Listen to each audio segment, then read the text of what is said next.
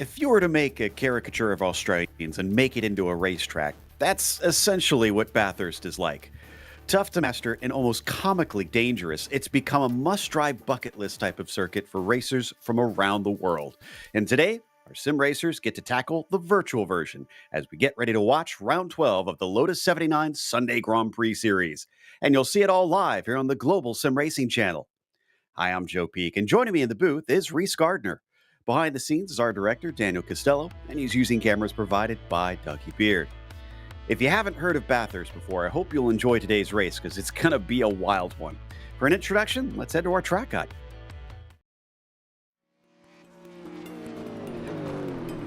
Welcome to Mount Panorama Circuit. Most drivers simply refer to this place as Bathurst, with it being located just to the southwest of the city's major hub. But most ominously, and perhaps appropriately, it's been nicknamed the Mountain. With more than 500 feet of elevation change over the course of a lap, it's easy to understand why. Though originally built for racing, it's become a street circuit over time, with the track itself used for regular traffic and featuring residential housing all along the roads. This makes this 4-mile, 23-turn course incredibly unique in the world of racing. In the past, the track has hosted a variety of types of cars, including open-wheelers. But modern safety standards means that most competitive racing has now been limited to sports cars and touring cars. However, the dangers are very real due to the incredibly high speeds and lack of runoff throughout much of the circuit. The quickest parts are the run up the mountain straight towards Griffin's Bend, and then the flat-out blast back down the Conrod Straight and into the chase. This chicane was added in the late 80s to break up the run down to Murray's Corner. But while most chicanes are derided for ruining the character of a track, the terrifying speed as you approach it and the general difficulty make it fit right in with Bathurst challenges. However, the toughest portions are undoubtedly along the mountain itself, with notorious corners like the Cutting, Brock's Skyline, the Dipper, and Forest's Elbow. In fact, one of the more unique worries of this course is that all of these parts are so narrow that track blockages due to wrecks are not uncommon in the first few laps. The Australian fans often line the fences and hillsides to witness the daredevil spectacle of drivers trying to claim King of the Mountain. You can't blame them with how rare of a sight a track like Bathurst is today.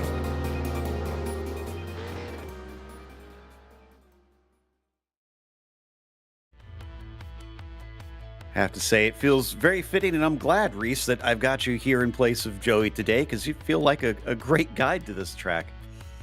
Yeah, man, I've walked this track in the real world, so let me tell you, I know this place. It's literally been under my feet. This has been the crown jewel in Australian motorsports since 1938, and it's only had one layout change over the entire course of its existence. The chase down there between Conrod Straight and Murray's Corner. The rest of the circuit, plus the concrete walls, is exactly as it was when it first opened, minus a bit of resurfacing over the years. It is a challenge, and in these cars, it's especially challenging. Depending on how you set up your downforce on these cars, they could be flat out across the top from Reed Park all the way to Skyline.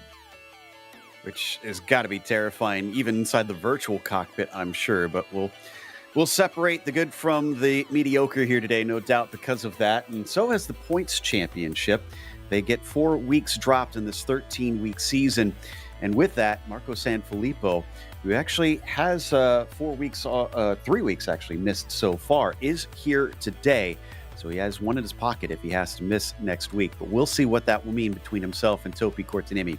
It is nearly a win's worth as it stands right now between the two of them coming into this penultimate round. So at this stage, Topi really has to try and steal a march on Marco and have a good race today. Dylan Freckleton, we haven't seen him be as competitive with those two in terms of pace, but he's been very consistent, and that's why you see him sitting in third. But Gernot Frische, coming off of a win last time out at Silverstone, will he suddenly start to close in on Dylan Freckleton and maybe steal that third in the dying stages of this championship? But they not only have an F1 driver's standings here, Reese, they run an F2 standings as a kind of amateur championship.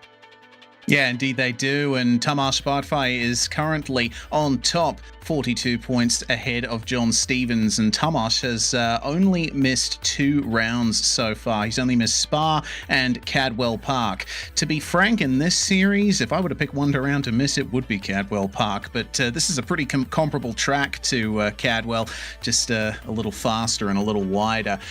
There's plenty more battles to go on between Kurt Clapper and Manning Grinnan as well. They're only separated by 5 points, and you have Ben Summers only a further 6 points behind. So depending on how things work out here in the inevitable chaos of Mount Panorama, we could see some changes in the lower reaches of the top 10 for the F2 Championship.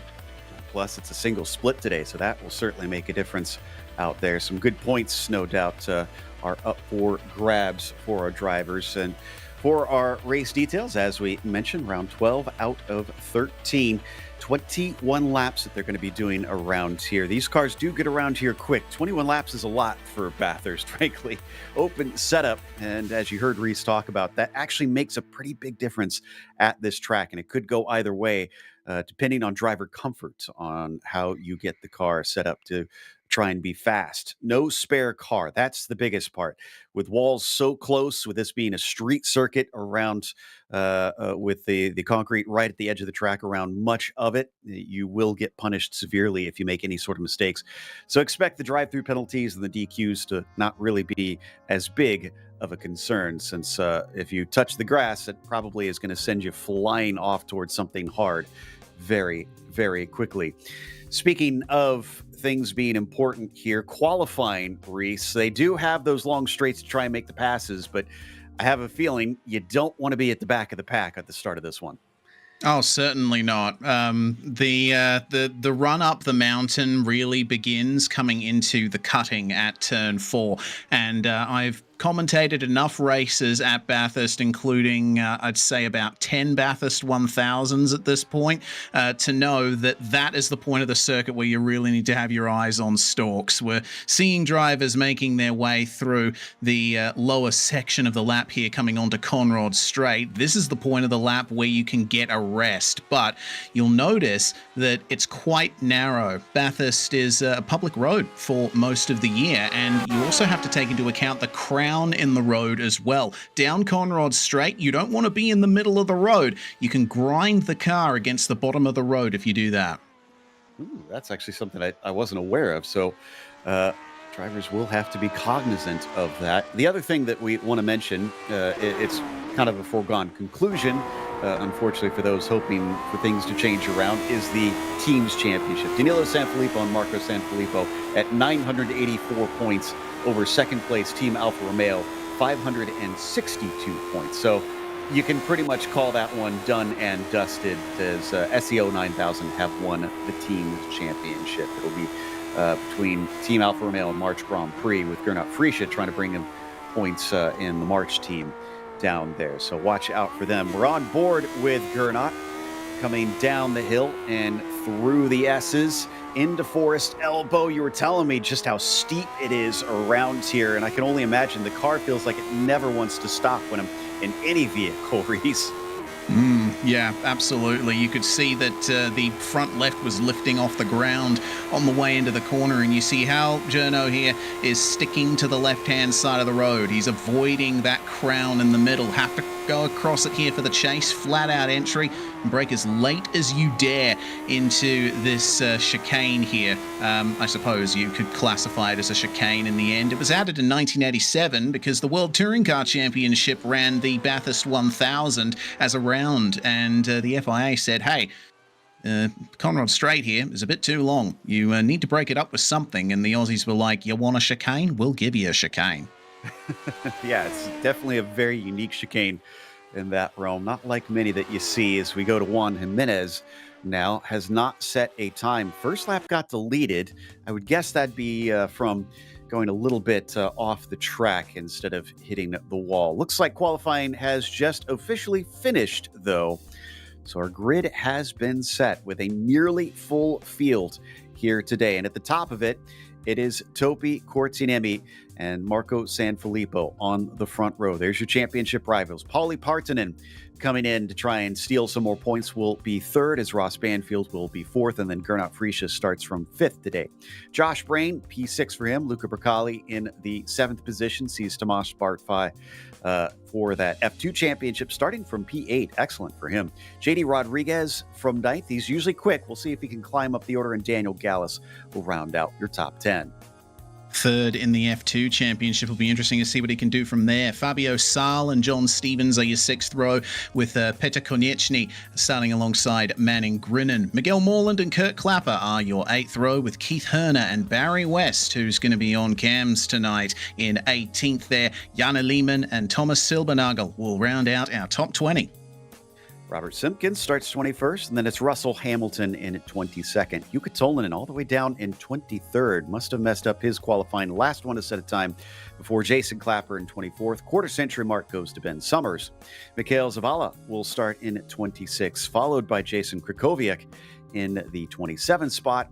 Nathan Croker in at 28th, and Kleber Mura in the 29th, with the top 30 rounded out by Travis McQuistion. And rounding out our field, we only have 5 more cars here. Byron Long and Gail Brooks, followed by Carlos Salas and Don Runkle Jr. And Juan Jimenez is going to round out our field here. 35 cars taking to the start, Joe. This is going to be chaotic. I just hope everyone gets through the first few turns and survives the mountain here. It's a lovely, cool track. Meanwhile, there's barely any sun hitting the road. So that is going to mean there's a lot of grip available to the drivers when they get things started. But those tires are going to be very cold to start off with.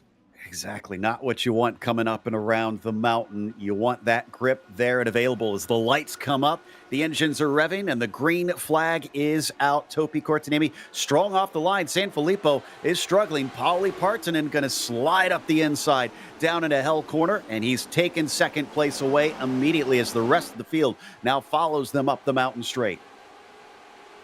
Yeah, and now it's time for the slipstream. Kortaniemi off to a pretty good start here, and they're just trying to keep the speed up on the way into Griffin's Bend. Overtake on the inside here for, or it's an attempt for Tomasz Bartfai. This is a very critical corner. You have to stick to the inside, otherwise you'll wash wide. That's another part of the circuit where there's a huge crown in the road. Then we come up to the cutting. This is where the drama usually happens on lap 1. Front of the field manages to sneak through there. Rest of them mostly single file in behind. Just a few drivers kind of poking their nose. Juan Jimenez unfortunately had a bit of a problem coming off of the line and spun the car. He gets it going though at the back of the field, and there's our first issue. And Travis McQuistion there. And it looks like he might have got loose over the bump there coming out of the cutting. Not too sure. We'll probably find out very shortly as the field makes their way down the hill through the S's into the dipper, one of the places where you lift the inside tyre. You have to be very careful of those rear tyres potentially hitting the walls. That was one thing that really caught me out when I did a few test laps the other day. The rear of the car is so wide, it's very difficult to actually place the car here as we have a poor exit from Forest Elbow. I think that was Keith Herner. He's going to get overtaken by Barry West, who says, thank you very much. A whole bunch of yellow cars here. 2 of them, it looks like the Renaults, and Miguel Moreland just in front of them. This is for 15th, 16th, and 17th position. And down into the chase we go, slamming on the brakes down to about 75 miles an hour. Big battle behind them as we switch back up to the battle for the lead. Partonen still in second. Sanfilippo will not gain that position back after the end of the first lap. Yeah, but Partonen is really starting to close in on Kortaniemi. He was a long way behind when they got into the cutting, but he made up so much time on Conrod Straight. I think Kortaniemi might have had a loss of traction there. Now he's truly in the slipstream is Pauli, but he's not quite close enough to get a move done at Griffin's Bend here. He'll have to stick back into line, hug the inside curb, and out they go again. JD Rodriguez here chasing down Luca Bracali here, and already up 2 places at the end of the first lap is JD. Let's see what he can do at the cutting. Oh no, that's not good. Oh, that's what happens when you get it wrong. Landing on top of another car and then getting hit. That was John Stevens clipping them. Surely both have got to try and escape out. They are off the racing line, but it's going to be a long wait if those cars even can drive away from this. Yeah, man, you know, those big inside moves at the cutting, you usually only see them at the end of a race, not when the tyres are still warming up and you're still trying to negotiate everyone else. Man, that's such a shame for the both of them. Both of their races are effectively over. Bracali has massive suspension damage. He is crabbing all the way across the top of the hill. I hope he gets back to the pits and fixes it. Jason Clapper here, currently up 7 positions. He tends to do this a lot, honestly. He starts from the back, doesn't qualify, and certainly has the challenge before him trying to pass many cars here at this place. Meanwhile, down into the chase between Bartfi and Saul. Battle for 6th position. Bartfi is going to take that one solidly now that they slam on the brakes into this chicane. Oh, car running off in the background there. Looks like Josh Brain going a little bit deep there and catching the grass, and that'll leave him open to an attack from John Stevens, but very wisely, Stevens backing out of that one. 1:53.2 is your pace set in the race so far from our leader, as the drivers are now starting to get into a rhythm here. Jason, Clapper, Silbernagel and Herner battling into the first turn here, but remember, once again, you've got to try and pick your moves at this track. It can bite. Good run from Silbernagel coming up the mountain straight. He's got the speed. See how much these cars grind across the pavement with how low slung they need to be. And in fact, it's going to be 2 positions lost from Keith Erner as he pulls aside for Jason Clapper. Yeah, Silbernagel, I think, getting a little bit of a bump draft there coming over the top of the hill. There isn't going to be any dive here into the cutting from these two. They definitely know where to place their cars here in the opening laps. But once you get to the top of the mountain here, it is follow the leader. Silbernagel did make a mistake there, but Clapper has no opportunity to get past him. The road's too narrow, the walls are too close, and the track's too fast. Patience will be a virtue, no doubt. Jason Clapper will have to wait and see whether there's an opening. Oh, as just ahead of him, I think there was a mistake. Oh, and Barry West is into the wall. Oh, he yeah. skitters across the track to the other wall, and thankfully is mostly out of the way. He's trying to be so careful not to compromise somebody else's race, and he's got 3 wheels on his wagon. Yeah, I saw the other wheel flying over the other battle, and it looks like what happened to him was he just got a bit offline into the S's and ran over the curb. That unsettled the car, and he had no choice but to get into the wall. See here, coming out of McPhillamy Park, you really got to place your car, but you can't see the run down the hill. Catch the grass, and into the wall he goes, and that is good night, sweetheart. Just glad it didn't collect anybody else. So far, so good for drivers trying to make sure not to compromise anybody coming up behind them if they have some sort of error. It can so easily collect many innocent victims in the race. Looks like Partonen still putting the pressure on. No, excuse me, I think this is a little farther back that we're looking at down here. Yeah, it's Jukka Tolvanen chasing down Russell Hamilton here. These guys are fighting outside the top 20, and Tolvanen half thinks about going for the move. It was sort of a half-hearted maneuver there, but ultimately the space was given there by Hamilton, and so Tolvanen will grab a 23rd position from that. Dana Croker is going to try and come up the outside of Griffin's Bend, but he does not have the speed. He starts to lose a little ground. He'll get back to single file. Russell Hamilton will hold him off for that 24th position. Amazingly, we've only lost 4 cars so far. West, Rodriguez, Bacali, and McQuistion. Oh, make that another. Fabio Make that 5. And just in time is able to escape out of the car. Again, blind crest there. Not a place that you want to leave the vehicle stranded. No, certainly not, and that's a blind entry as well. It's perhaps the most committed corner on the circuit in these cars, so I think it was very wise of him to escape out there. Keep an eye here on Stevens. He actually clipped the wall there coming out of Forest Elbow, which is not ideal. Sort of ruins your run onto the straight a bit, and particularly for Dick Johnson and I believe Jim Richards as well. That wall has certainly caused some problems for legendary Australian touring car drivers in the past. Well, their way around here, and a lot of these drivers, while they have had plenty of laps, it's still difficult no matter how many times you try and tackle it. Topi Korteniemi setting the fastest lap of the race. Now these cars do tend to go quicker as the race goes on, so don't be surprised if they continue to drop that time lap after lap. So here's what happened to Fabio. And yeah, no shock there, just straddling that curb on the exit of McPhillamy, and that was day over. Spectacular smash, and it looks like he alt F4'd out of it. It wasn't simply a case of holding down escape to go back to the garage.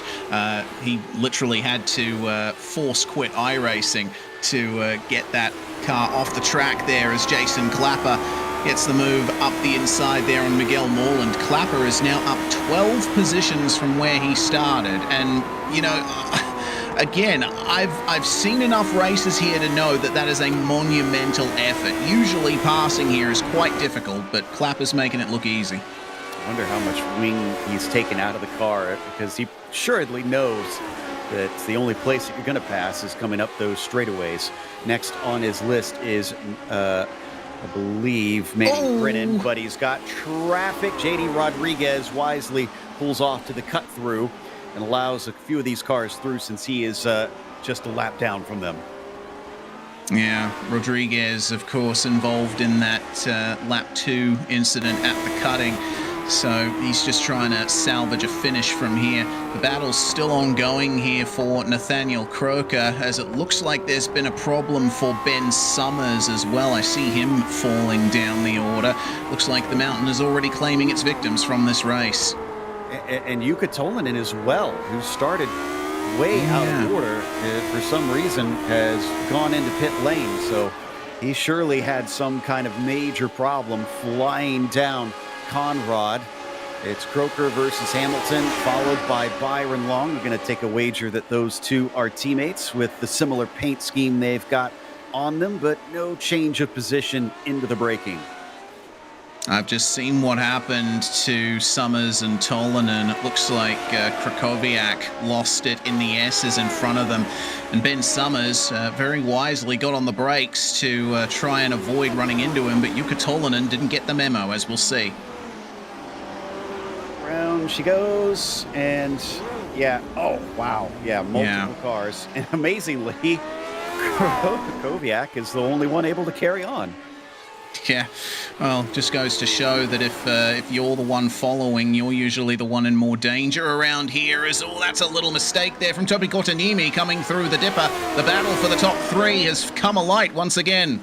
Sanfilippo, with no place to take that speed, has to check up. Now can he capitalize on it? As he glances the wall coming off of Forrest Elbow, and that cost him so much momentum. Goodness, yeah, that was a fair whack. Obviously, the suspension of these cars does pretty well with side-on impact, so it doesn't affect his pace all that much, but he does need to be careful of that. Down into the chase, there's plenty of runoff down here, so it's not the end of the world if you run a little wide. Bit of a slide from Partanen just up ahead. He is driving the wheels off that car to try and get the pass on Topi Korteniemi. We have an inside eye in the form of Mick Claridge. Looks like Topi's car, he's told us, is set up dangerously stiffly sprung. Win or bin today, apparently, is what Topi Korteniemi said. At the moment, he is winning, but it looks like binning is a potential, considering what happened in the S's there. It's not out of the cards yet, that's for sure. Not until he gets that checkered flag. And Pauli Partanen and Marco Sanfilippo going to hound him the entire way, if they can help it. Try and pile that pressure on, force Topi to have to go as quickly as possible at the front. Well, here's where the difference is made. The run onto the mountain. Sanfilippo continuing to grind into that gap that Partanen currently has over him. And across the top of the hill, these cars obviously run ground effect aerodynamics. They're not as affected by dirty air as modern open wheel race cars are, so you can follow quite closely, but I think it's really risk versus reward when the walls are so close. Well, he's only been here for 3 races up until this one, so this is his 4th attempt this season. He's kind of been ducking in and out as he feels like it. And clearly he enjoys the challenge if he's going to show up for this one, as it's a much better run coming off of Forest Elbow. He's got enough speed. He's able to pull alongside, but what's going to happen once they get into the chase? Well, he's going to be completely passed, but the slipstream goes right back to Topi. Certainly does. Did you see how much momentum Gordonemi lost there when he was running in the middle of the road? That was the car grinding into the ground, as I pointed out in qualifying. Very difficult when you're side by side with someone and you need to get behind them for the slipstream. Regardless, Partanen is now going to lead a lap here, and we still have plenty to go. Now that he's got that track advantage, will he be able to maybe run away, or are these three going to be stuck together? Will the slipstream keep them close enough? This will certainly tell the tale as they come up the mountain straight. If Topi's got enough straight line speed, he should be able to hold on to Partanen. Interesting that Marco is not going to get into that draft. He's holding off offline from them. Yeah, I think that's smart. You know, battling hard around here obviously is good for TV, but it ends up compromising you. So I think what Marco's doing here is he's got the championship lead. He's got everything he needs to succeed here. He just needs to sit pretty, sit tight, and he can make moves when he so chooses. For the moment, it looks like Courtnimi is dealing with some issues in his car there. As I mentioned, very stiffly sprung. So he's got quite a wild machine underneath him. Sanfilippo can just hold back and wait for his move. And I think he might have the pace to keep up with Partanen, but lap traffic is always an issue there. That was JD Rodriguez again. And JD is usually one of the quicker drivers, so this has got to be a little bit irritating for him to have to continually let all these cars by. Down the hill they fly. Partanen pulling out to nearly a second over Topi Courtnimi that time. He is lightning quick across the top of the mountain. Yeah, he's obviously set up his car very well for going through those corners where the downforce is so important. Top speed for Partanen, 282 kilometers per hour, and he's had a massive slide just then through the chase, and that's going to bring Courtnimi and Sanfilippo right back into it. Now only half a second between them as they cross the line to start lap number 9 of this race. Still a long ways to go. So much could happen, and we have plenty of cars out on track. In fact, Josh Brain just emerged in front of them as we check back in with Carlos Salas down here in 24th. Surely don't poke your nose coming up through Skyline. That's not going to happen. No, that's not a passing opportunity, no matter the car. It doesn't matter if you're driving an MX-5, a V8 supercar, or one of these things. You do not want to run side by side coming down into the S's. One of you is going to have to go off the track or into the wall. It's Kimura just in front of them, battling for 23rd.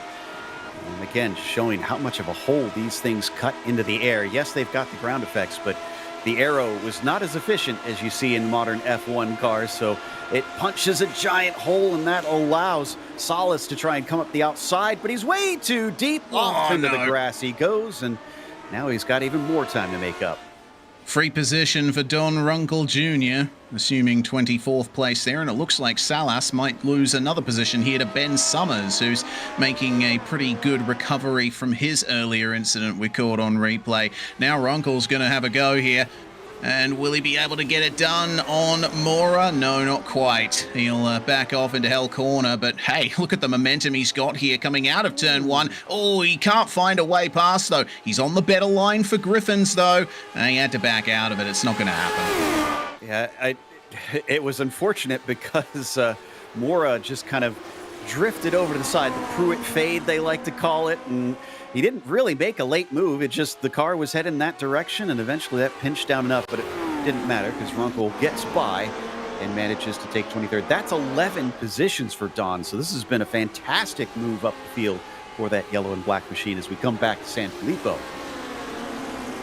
Yeah, still behind Topi Kortanimi. A little bit late for me, 1 a.m. here in Perth, Western Australia. So if I make any flubs, I do apologise. Regardless, let's see if anyone makes any flubs into Griffin's Bend here. Next bit of traffic is Fabio Sal, and he's just at the apex of the corner now, exiting.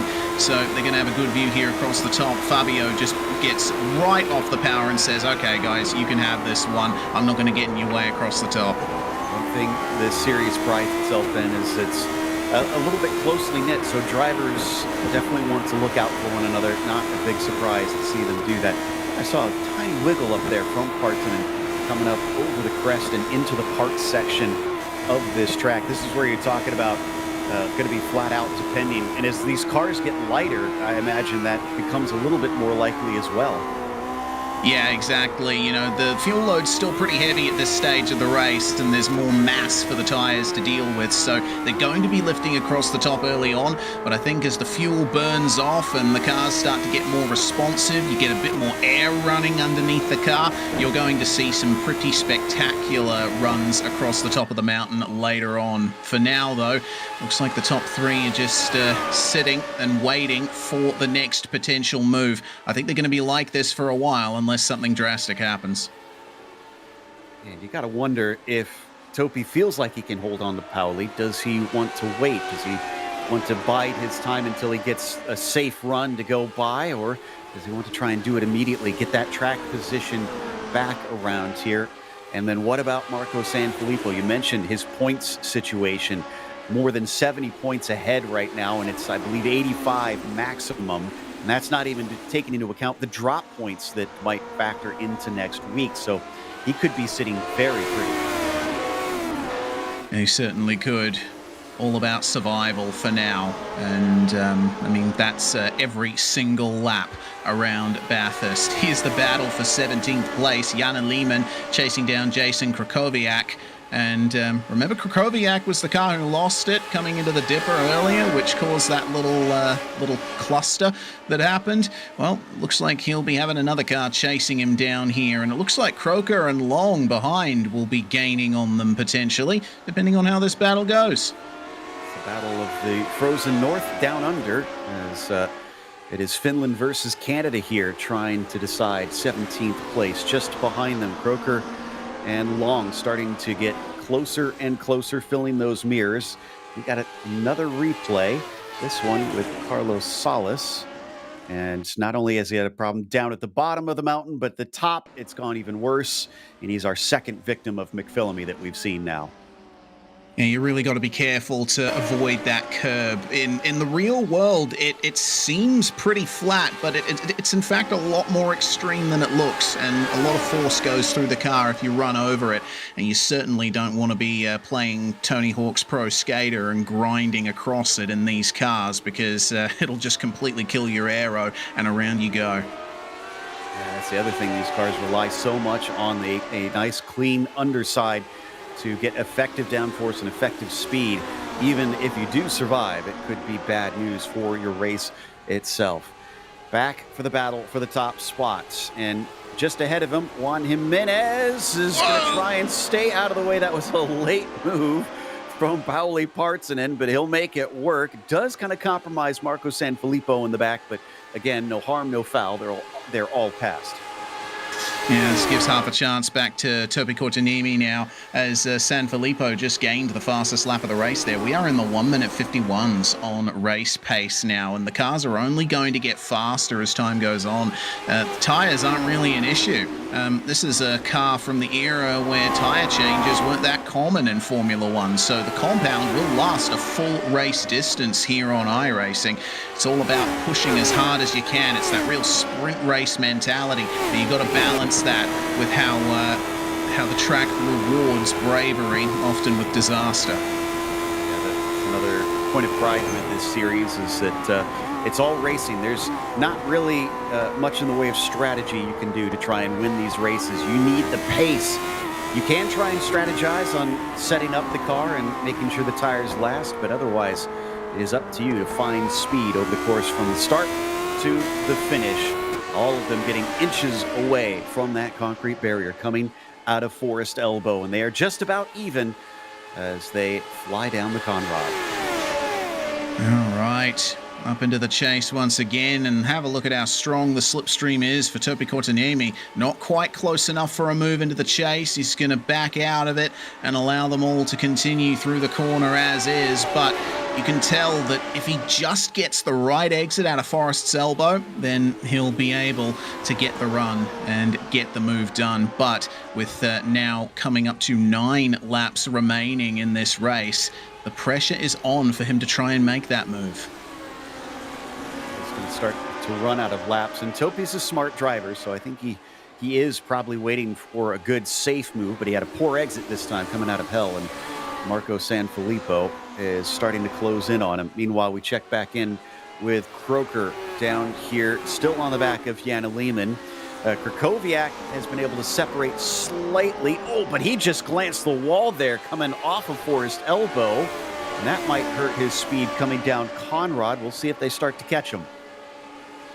Yeah, we'll see indeed. Oh, running middle of the road there, not potentially the best move to make. I mean, breaking the draft is a valid strategy coming down Conrod, but again, you got to balance that with the crown in the road there. I mean, there's people's driveways that come out onto this circuit. There's a winery.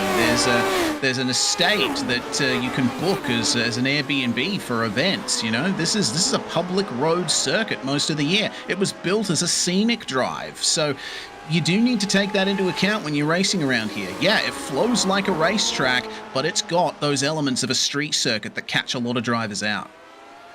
Back to Josh Brain.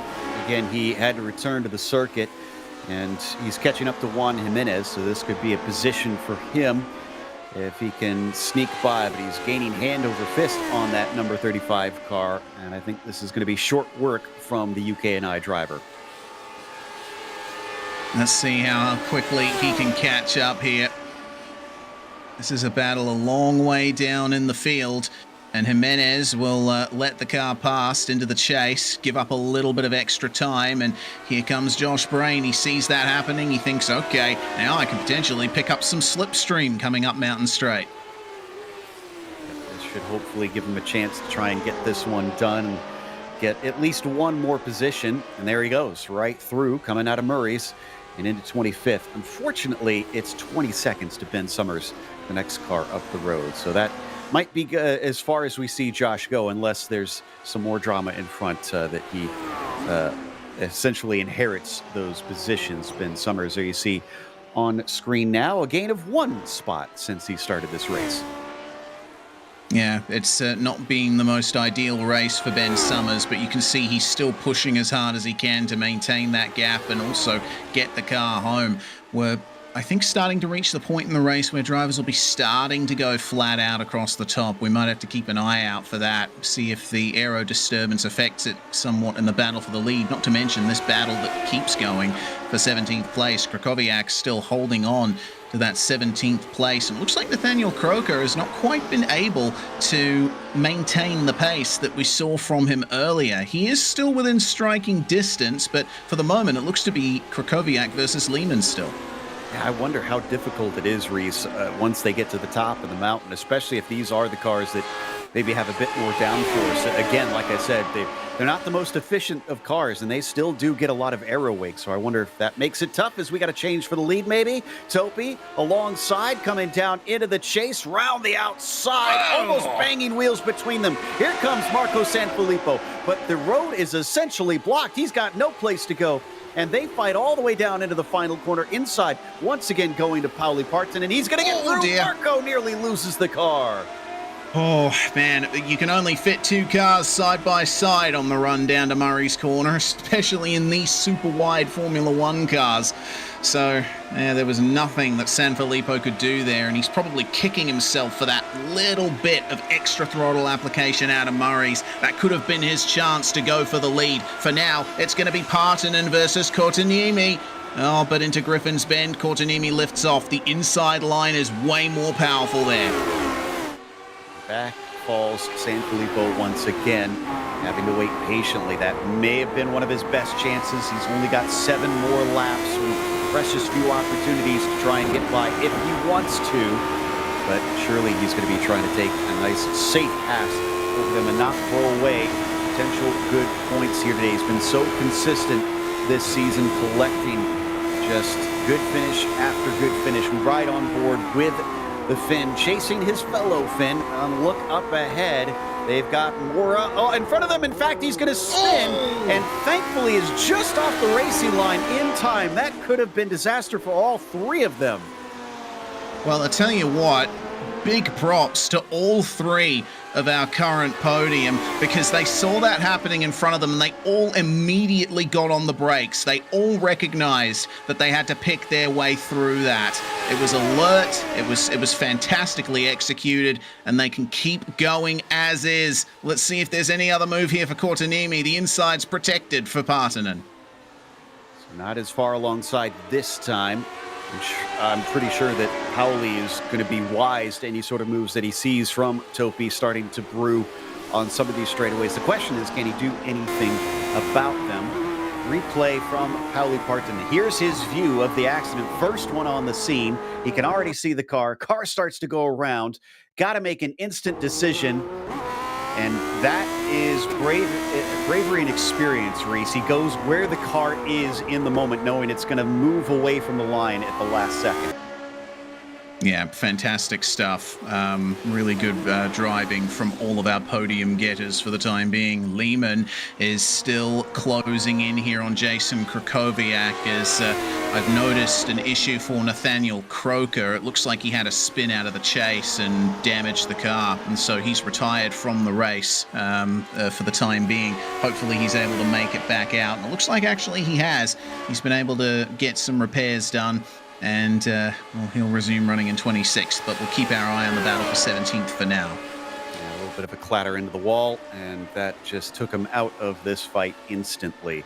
Jana Lehman on Krakowiak, down to the scene where Croker had his incident. Hopefully these two will be able to stay off those curbs so that they don't fall victim in the same way. They are going to give it a little bit of a wide berth there before they head down into Murray's, trying to get as close as he can. Jana knows that he's got to try and set himself up for the exit of Hell Corner onto the mountain straight. Yeah, it's all about throttle application here, and the line is so difficult to pick through Hell Corner. You look at it on a map and it's like, oh, it's a 90-degree left-hander. How hard could it be? Just you watch. It's crazy. Oh, and as we check in here, there's a big problem there. Who's that? That's Croker. Croker's been involved in that too. Oh, no. So he's had another incident. Juan Jimenez looks like he was involved in that. Tomas Bartfai is collected almost innocently in that one. Daniel Gallus, if we get a replay, though, we want an onboard with him because he made a miraculous escape. Jimenez is going to try and drive it back, sands a rear wing, as we almost have a draft train coming down Conrad straight here between Stevens and Clapper. Oh, Clapper going to the inside very late, and he's going to just feed out in time as the two Marlboro cars are somehow going to come out the other side. That was tight. Certainly was. We're going to keep an eye out here for Juan Jimenez at the front of this train, and this is how he lost the rear wing. Just lost it into the S's, and then, oh man, the other cars had no choice but to pile into that. But hey, everyone behind once again got straight on the brakes and picked their way past. I'm really impressed by the alertness of a lot of the drivers here today. You don't often see that kind of incident avoidance here. Self-preservation is definitely key at this track. Even if you lose some time, better to see that checkered flag. And these three absolutely know that, and yet they have been pushing mighty hard. 5 seconds back to Ross Banfield in fourth position. They've run away bit by bit. Here is Daniel Gallus as you watch this. Oh, wow. That is a combination of perfect timing and also a good dose of care. And, well, he'll be rewarded with a free position and the ability to get to the checkered flag. Speaking of the checkered flag, Joe, we're going to have 4 laps to go when our leaders cross the line next, and the battle's heating up some more. Keep disappearing quicker and quicker these laps. We're down to a 151.3 last time by, 151.2 now as they cross. Pauli Partanen leading the way. For reference, their qualifying laps were down in the 151 flats, I believe. Yeah, 151.2 for Topi Kortaniemi on his qualifying time for pole there. So they're already reaching qualifying pace out here as he gets close to the gearbox of Pauli Partanen, but just didn't have enough speed in the Griffins. Yeah, we're down to a 51.0 as well for Marco Sanfilippo. He's pushing hard to try and keep up with these two. Now it's time for follow the leader once again. Can't make any moves across the top of the mountain at these speeds with such stiffly sprung cars. It's very rare that you'll see some epic moves across the top. You might see it in touring cars, certainly not in open wheelers. And he's just on the verge of being flat out, isn't he? He's right there and trying to gain as much time as he can across the top. But it's all about the traction coming out of the dipper and then coming into Forest Elbow as well. Let's see what Partanen has when it comes to rear tyre grip here. Smooth as these drivers might look, I assure you everything is on the absolute limit of these three. They are pushing. Pauli Partanen is having to absorb the pressure that creates at the front of this group. Coming down into the break into the chase one more time. Topi Kortaniemi reeling him in, but again, runs out of straightaway by the time they get onto the binders. We've seen him manage to get side by side. When can he repeat that to try and make another attempt? Yeah, the only chance he's going to have is if there's a mistake for Partanen, and we've seen a couple of them so far, particularly down at the chase. Partanen, especially early on, seemed like he wasn't quite able to get the power down, maybe losing it with a bit of over-rotation through the corner. Meanwhile, there's been a change of position for sixth. Jason Clapper has gotten past Daniel Gallis, and that makes 18 places gained for Jason Clapper. Very impressive. He is way too good at this. We've said it time and time again. I want to see Jason qualify more because I feel like there are some incredible results that he could bring home if he did. And to be fair, we have actually seen him start to qualify from time to time, but it's still more of a rarity in comparison. I think we're going to get a replay on Gallus here. And car, got very loose down into Forest Elbow. Great save, though. Wow. Yeah, I've never seen that happen before. The amount of understeer you get coming down the hill, you're almost certain to get into the wall there. But well played from Daniel Gallis. He managed to preserve the car, and he might be able to fight back against Clapper in the final laps. What an angle that is. Shows the speed that these cars are carrying, even through the slowest corners on this track. Is much faster than would probably be safely allowed around here in real life. But that's the beauty of sim racing, that we can get to enjoy this combination and see drivers test the limits of what is possible. Again, Kortaniemi just up ahead of Marco, regains that time loss down Conrad with just not enough straightaway to try and get wheel to wheel under braking. All of them sliding through the chase, reaching the limit of grip for these old 70s tires. Yeah, you got to try and rotate it into the corner, but it looked like Sanfilippo didn't quite get the rear rotating like he wanted. Those fronts were scrubbing through Murray's as Partanen gets our first lap time in the 1:50s. That's a problem for Silbernagel, meanwhile. That was for some of the final positions in the top 10 there. He now sits just outside it, but we have to turn our attention back to the lead here. Partanen, he's in a great position here. He's protecting the inside into Griffin's Bend, and it looks like Kortaniemi is deciding to fight another corner. Yeah, he quickly hopped out of that slipstream back to the racing line.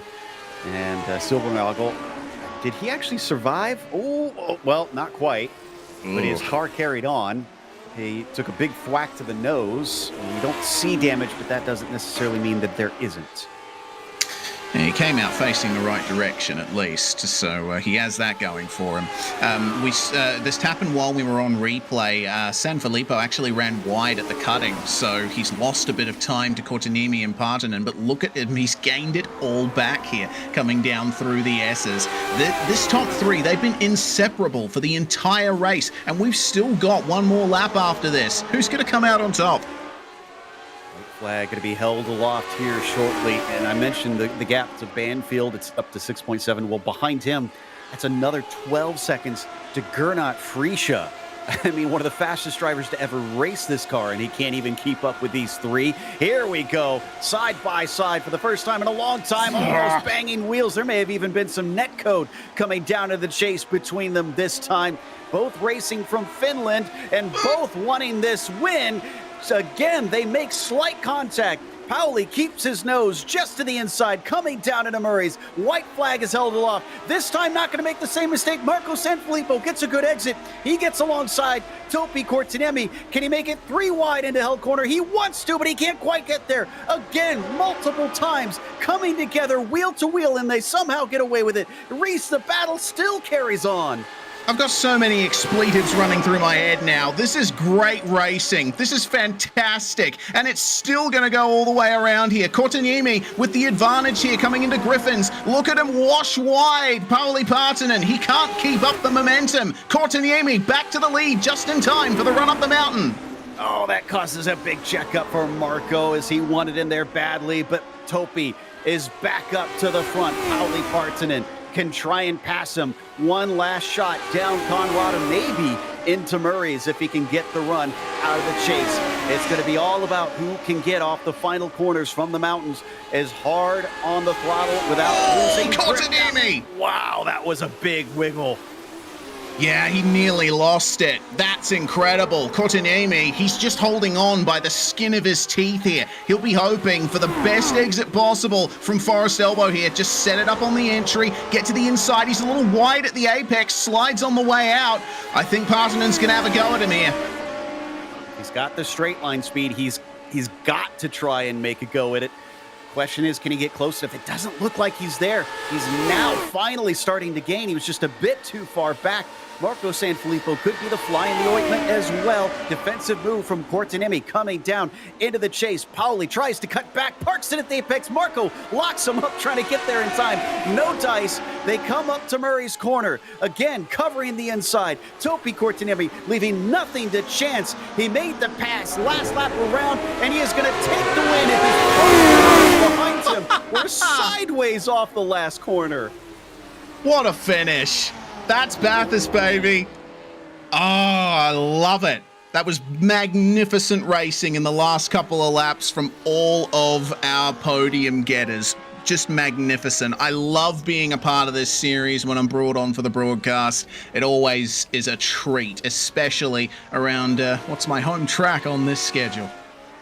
Just 10/10 the whole way.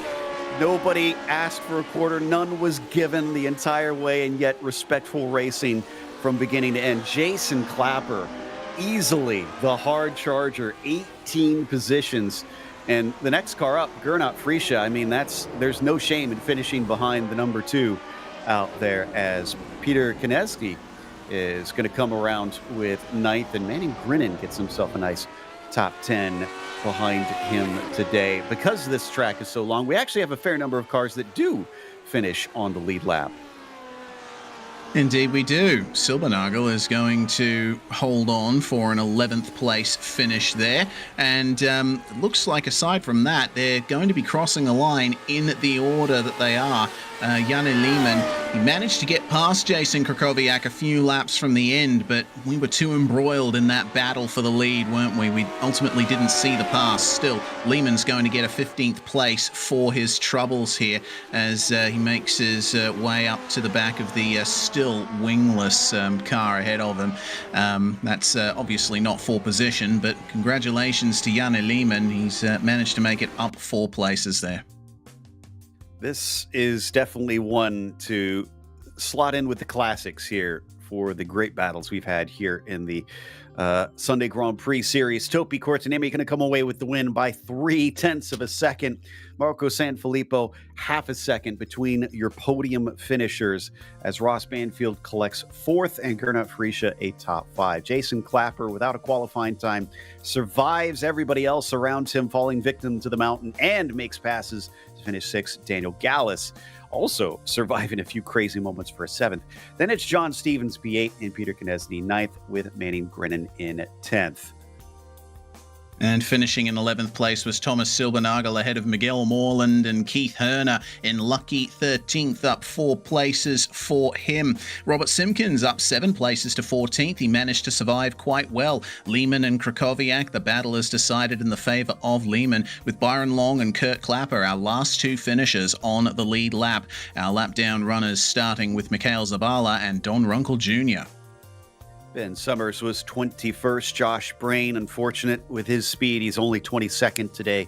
Mora in 23rd. Juan Jimenez, despite lacking a rear wing, only finished 1 lap down in 24th. Fabio Saul got back out of the track 3 laps down in 25th. Gail Brooks, 26th. And then from there, it's pretty much our DNFs with Rodriguez, Bartfai, Croker, Solis, Hamilton, Tolan and West, Bracali, and Christian, rounding out your 35 starters for today's race. Cannot wait to get the thoughts from our winners here today, with Topi Kortaniemi getting ready to join us in the booth, making a pass at the white flag with 1 to go. Topi, we knew you were probably looking for the right time. Did you kind of run out of time and have to really get aggressive? Because my goodness, we lost count of how many times you guys touched wheels. I was going to be happy for the second place, but an opportunity presented itself and I just went for it. And I think just before the white flag, I thought it was a bad idea to be in the outside into the last turn, but that turned out well. I wasn't expecting that. It worked eventually. And I mean, the incredible thing is you guys had to go side by side for what was about 4 or 5 corners. That's not something you frequently see here at Bathurst. Yeah, but, not many passing opportunities here, so you have to do what you have to do. So we heard word that you had made claim that tonight was win or bin for you. It was win. Marco Sanfilippo comes home with a good result in 3rd. So what does that do for you coming into the last round of 13 next week? I don't know who got the fastest lap, but I think I'll be within 10 points from Marco for the last race. And actually, I did both. I did win and win because I got damage on the 5th lap or something. My wheel was pointing to the right and it was kind of wiggly, lots of dead zone. Dead feeling. That makes that win all the more impressive. Just incredible victory from you today, sir. Congratulations, co-saver it. Thanks, Joe. That was Topi Kortaniemi taking home just an unbelievable win. I can't believe he did that with a damaged car on top of things. Wonder how Pauli feels about that, Reese, because he's the one that has to just find out about that as well. Yeah, indeed. Pauli, we're going to repeat that for you. Topi said that his car was damaged for the majority of that race, but he was still giving you everything in that battle for the win. Well, yeah, he was giving everything. What a race. We had fun. We had super fun. Super good race, and yeah, super tight race. It's always tight with Topi, but I think this was one of the tightest races with Topi ever. I was super happy. Even if I lost, I'm super happy. Yeah, as you should be. That was some brilliant entertainment out there. Qualifying didn't seem to go entirely your way, starting in 3rd, but your car looked fast all race long there. Yeah, actually, I messed up my 2nd lap. I hit the wall on my faster lap, so I'm happy that I was P3 because I was fearing that I'm something like P7 with that lap. But yeah, I had luck and I was able to overtake Marco at the start. It was very crucial for the battle because I was sure if I don't overtake Marco, he will have toe from Topi and it will be impossible to overtake him. So it was crucial start and happy that I nailed it. Yeah, well, nailing it is definitely the word of the day or the phrase of the day here at Bathurst. It's a track that doesn't really offer much attempts for passing. You're right on the limit all the way across the top. I do have a question. This is something that I alluded to earlier in the broadcast. By the end of the race, were you guys going flat out across the top? I don't remember. Maybe, not sure. It's automatic with the foot, but yeah, it's mostly flat out at least. I'm not. Yeah, it's flat out. Yeah, it's flat out. It is. Oh, goodness me. Yeah, well, I mean, you were pushing that hard. It's no wonder that you couldn't quite recall. But regardless, as we keep an eye out on that incredible incident avoidance for you at the Dipper earlier on in the race, still a fantastic result for you there. P2 on the road, Pauli. Our congratulations to you, and what a fight. Yeah, thanks, man. Have fun, and thanks for broadcast. I'm happy to see it after this one. Indeed, it's going to be an excellent show. Well, Joe, it looks like that's going to conclude our driver interviews for this broadcast. I'm really happy that you guys brought me on for this one, because that was a treat. I'm glad you came along. It was fun to get to hear your insights about this track. And if any drivers are listening, definitely grab the popcorn to go back and watch this one. But in the meantime, a big thank you to that Lotus 79 community for bringing us back for another season of coverage, and to the team today, Reese, Daniel, and Dougie. Make sure to check out our social media, our website, and our merchandise store. And don't forget to subscribe to our YouTube channel so you don't miss a moment. For the final race of the season, we are going to wrap this one up at Brands Hatch. That seems a fitting one for this car. That'll be December 8th at 11:30 a.m. Eastern. Actually going to be on my birthday, but I won't be here, unfortunately. Be sure to check out our other broadcasts that we have listed here. And until next time, race clean, race hard. We'll see you on the track.